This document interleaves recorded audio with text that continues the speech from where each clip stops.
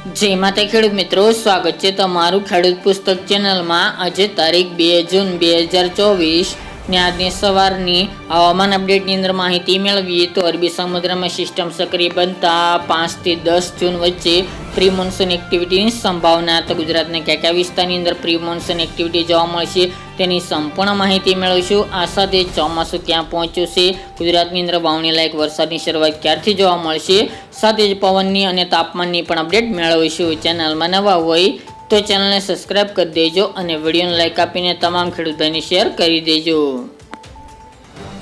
ગુજરાતની અંદર pre monsoon એક્ટિવિટીની 5 થી લઈને 10 જૂન વચ્ચે સંભાવના છે।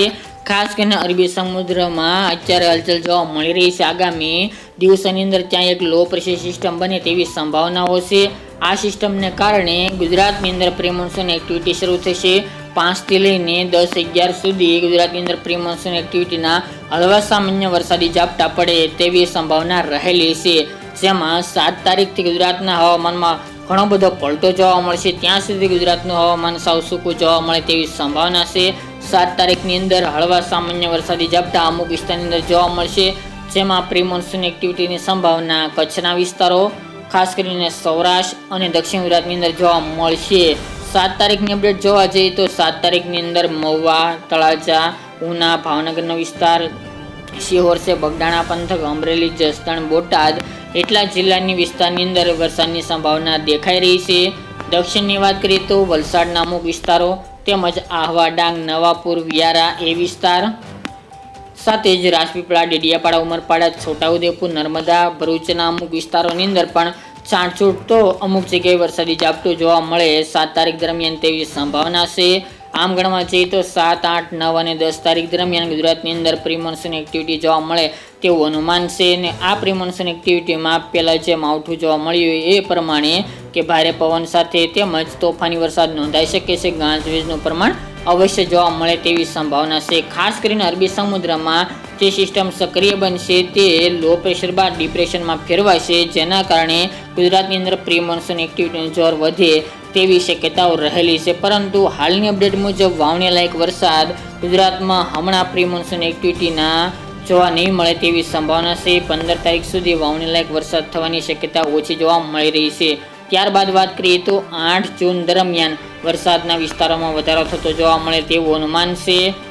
તે મુજબ વાત કરીએ તો સૌરાષ્ટ્રની અંદર 8 તારીખ દરમિયાન ગીર સોમનાથ, જૂનાગઢ, વિસાવદર, માંગરોળ, કદાચ એ વિસ્તાર, વેરાવળ છે, ઉના, રાજુલા, મહુવા, તળાજા, જલંગ, સિહોર, બગદાણા પંથક, અમરેલી, તેની સાથે બોટાદ જિલ્લો, સુરેન્દ્રનગરના અમુક વિસ્તાર, રાજકોટના 1-2 વિસ્તારની અંદર પણ હળવા સામાન્ય વરસાદી ઝાપટા પડી શકે છે। તે સિવાય દક્ષિણની વાત કરીએ તો સિલવાસ, વલસાડ, વાપી, કપરાડા, આહવા, ડાંગ, નવાપુર તેમજ વ્યારા છે, ભરૂચ, રાજપીપળા, છોટાઉદેપુર, નર્મદા, બોડેલી, વડોદરા એ સિવાય પૂર્વના ભાગો જેમાં દાહોદ, ગોધરા, લુણાવાડા, કપડવંજ, નડિયાદ, ધોળકા, ખંભાત સહિતના ભાગોની અંદર પ્રી મોન્સૂન એક્ટિવિટીનો વરસાદી માહોલ જોવા મળે તેવી સંભાવના છે। દક્ષિણ ગુજરાતમાં ખાસ કરીને જે મધ્યપ્રદેશ, એમપી લાગુ બોર્ડર વિસ્તારની અંદર વરસાદની સંભાવના વધુ જોવા મળી રહી છે। 9 તારીખની વાત કરવામાં આવે તો 9 તારીખ દરમિયાન પણ ઘણા બધા વિસ્તારોમાં વધારો થતો જોવા મળી શકે છે અને ખાસ કરીને આ પ્રી મોન્સૂન એક્ટિવિટી સૌરાષ્ટ્ર અને દક્ષિણ ગુજરાતની અંદર વધુ શક્યતા રહેલી છે। જેમાં 9 તારીખની વાત કરીએ તો દક્ષિણ ગુજરાતના તમામ જિલ્લાઓ જેમાં સુરત, વલસાડ, નવસારી, તાપી એ તમામ જિલ્લાઓ, સાથે જ ભરૂચ, નર્મદા, વડોદરા જિલ્લો, છોટાઉદેપુર, તેની સાથે દાહોદ, ગોધરા, લુણાવાડા, પંચમહાલના અમુક ભાગો, ખેડાના 1-2 વિસ્તાર અને અમદાવાદના 1-2 વિસ્તાર જેવા નડિયાદ, ધોળકા જેવા વિસ્તારની અંદર વરસાદી ઝાપટા પડી શકે છે। સૌરાષ્ટ્રની વાત કરીએ તો ભાવનગર, અમરેલી, જૂનાગઢ, પોરબંદર, ગીર સોમનાથ, તેની સાથે રાજકોટ જિલ્લો, બોટાદ, સુરેન્દ્રનગર અને મોરબી સુધીના ભાગોની અંદર 9 તારીખ દરમિયાન પ્રી મોન્સૂન એક્ટિવિટી થઈ શકે છે। 10 તારીખની વાત કરીએ તો 10 તારીખ દરમિયાન પણ આવી જ રીતે વરસાદનું જોર જોવા મળશે, જેમાં મધ્ય ગુજરાતના 1-2 વિસ્તાર વધુ જોવા મળે તેવી સંભાવના છે। દક્ષિણ ગુજરાતના તમામ ભાગો, સૌરાષ્ટ્રના મોટાભાગના વિસ્તાર તેમજ મધ્યની અંદર આણંદ, નડિયાદ, ખેડા અને ગાંધીનગર જેવા ભાગોની અંદર પ્રી મોન્સૂન એક્ટિવિટી જોવા મળે તેવું અનુમાન દેખાઈ રહ્યું છે। તો ગુજરાતની અંદર આવી રીતે આ અરબી સમુદ્રમાં સિસ્ટમ સક્રિય બનતા ગુજરાતની અંદર પ્રી મોન્સૂન એક્ટિવિટી નોંધાઈ શકે છે. હાલ તો જે આ સિસ્ટમ બની રહી છે અરબી સમુદ્રમાં બની રહી છે, હાલની અપડેટ મુજબ વાવાઝોડું સર્જાય તેવી શક્યતા નથી, પરંતુ આ સિસ્ટમ બની છે એટલે કે બનશે ત્યારબાદ તે ડિપ્રેશન, ડીપ ડિપ્રેશન અને ત્યારબાદ તે વાવાઝોડાના રૂપમાં પરિવર્તન પામતી હોય છે. પરંતુ જો આમાં કોઈ પણ ફેરફાર થશે, સિસ્ટમમાં વાવાઝોડું સર્જાશે કે નહીં તે આગામી દિવસમાં જણાવીશું, પરંતુ અત્યારે કોઈ સંજોગો જણાઈ રહ્યા નથી વાવાઝોડું બને તેવા. તે ઉપરાંત વાત કરવામાં આવે તો ચોમાસાની એન્ટ્રી 30 મેના રોજ કેરળની અંદર પહોંચી ગઈ છે અને ધીરે ધીરે ચોમાસું તેની ગતિ પ્રમાણે આગળ વધી રહી છે. હવામાન વિભાગની આગાહી પ્રમાણે હાલ તે સ્થિર જોવા મળી રહી છે. તેનું હવામાન અનુકૂળ નથી હોવાને કારણે હાલ તે કેરળથી થોડું આગળ પહોંચ્યું નથી, પરંતુ ધીરે ધીરે તેનો અનુકૂળતા પ્રમાણે તે ગુજરાત તરફ આગળ વધે તેવી શક્યતા છે. હાલની અપડેટ મુજબ તે ચોક્કસપણે 14 અથવા તો 15 જૂન આસપાસ ગુજરાતની અંદર પ્રવેશ કરે, દક્ષિણ ગુજરાતની અંદર તેવી સંભાવનાઓ રહેલ છે. તેના નિર્ધારિત સમય પ્રમાણે ગુજરાતની અંદર ચોમાસું પહોંચી શકે છે.